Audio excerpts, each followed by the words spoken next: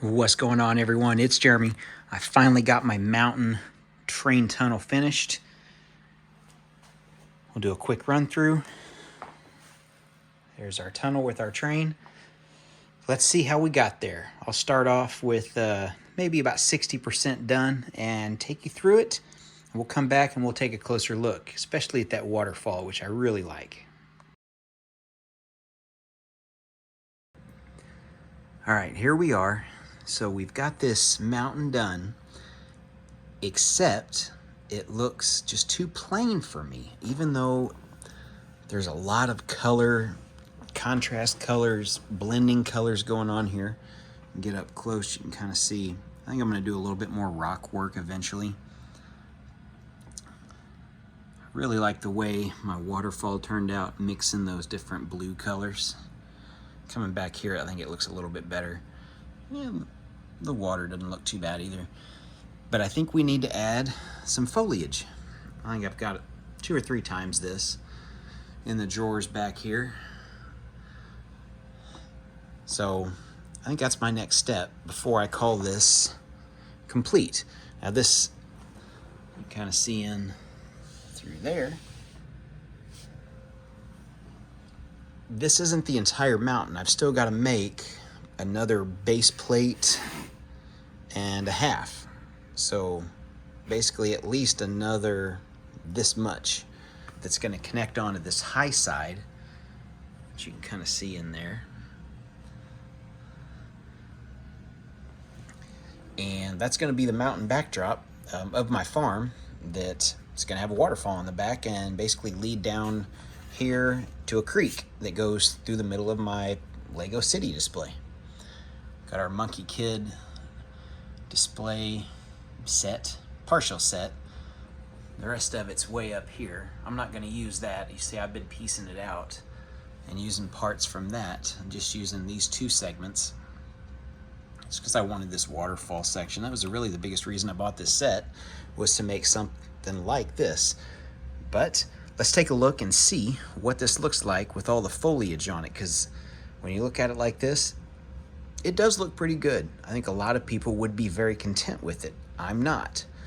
I want stuff, growth on it, just to make it look a lot more real, because if you have this much ground, especially around a waterfall, you're going to have a lot of green foliage around it because it's got all that water and moisture build up, which is perfect for heavy growth. So I may not do heavy growth on this, but we're going to get some stuff. So let's check it out. Now you can see I still got a little ballasting work to do on the inside and cover up that yellow. I'm working on it right now, trying to match it, match the height and stuff, so it's a little bit of a work in progress.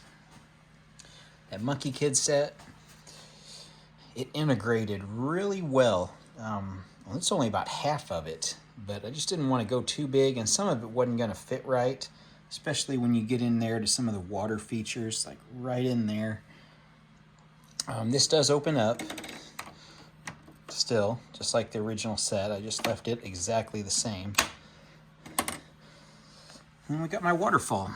And the way I did this, you can see it's just cylinders.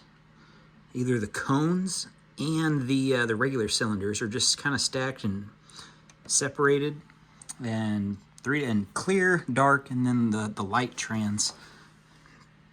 And then at the bottom we've got our clear to kind of represent some foam and just some bubbles.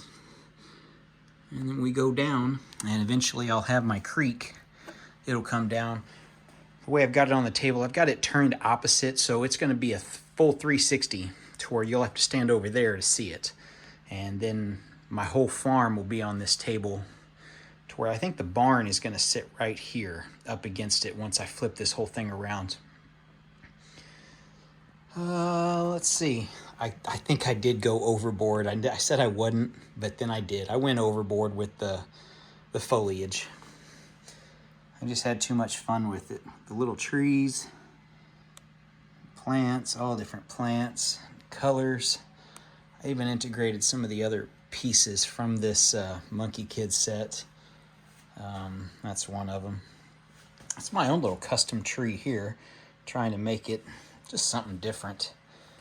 A little flat, semi-flat spot, outcropping. Take a look from this angle.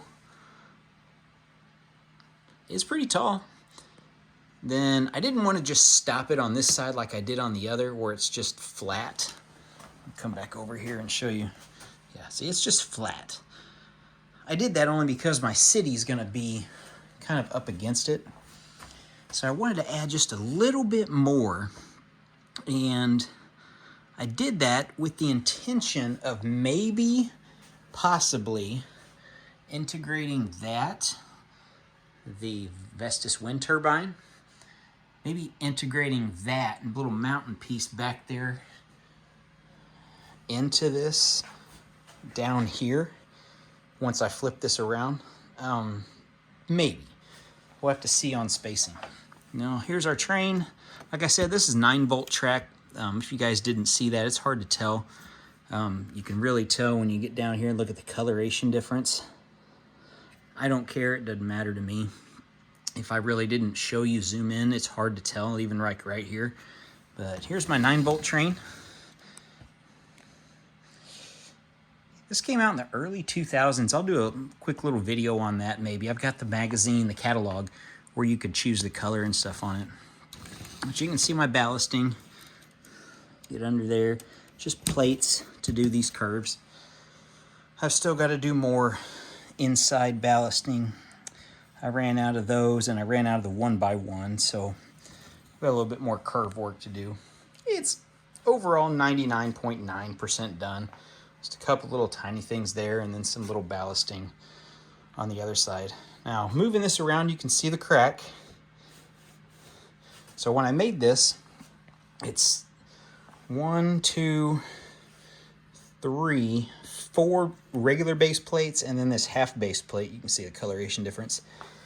I made it so long when it was sitting on the table, it was starting to bow in the center a little bit because of the weight, and it wouldn't line up right. So I had to split this into 2, which I don't know why I did a dome at the top. I think the pieces were just there. So as you can see how hideously ugly it looks like on the inside. I'm trying to use all those blues that I will never use in a building.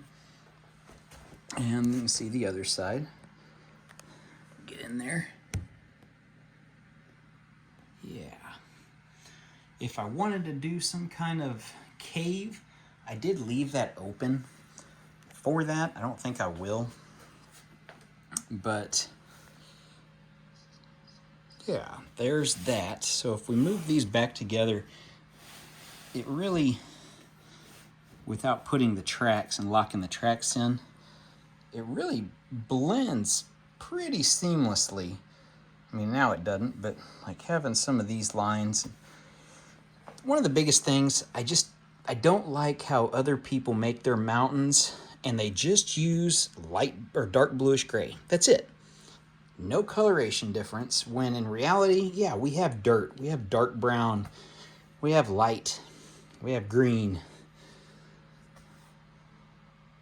And you have there's even, I have the old gray and the light bluish gray, old dark gray, light or dark bluish gray. I think that's light gray and then light bluish gray. So there's 4 different gray colors here, plus the dark tan. The dark tan, I think, really stands out amongst these other darker colors. I really like that, the way that sits. And then having it right next to the water, the blue, I think those 2 contrasting colors really help in this. What do you guys think? This is one of my more favorite mocks, along with my Avengers Tower, my museum with the rotating restaurant, and my car vending machine. Yeah, we're on our way to having our Lego city set up and not just having somebody comment it's just sets on a table. It's far from that. But this is what I got. This is going to be my backdrop for my city. I'm going to turn this around and set this up on the tripod for a second and let you guys see what this looks like when it's actually in the place where I think it's going to be.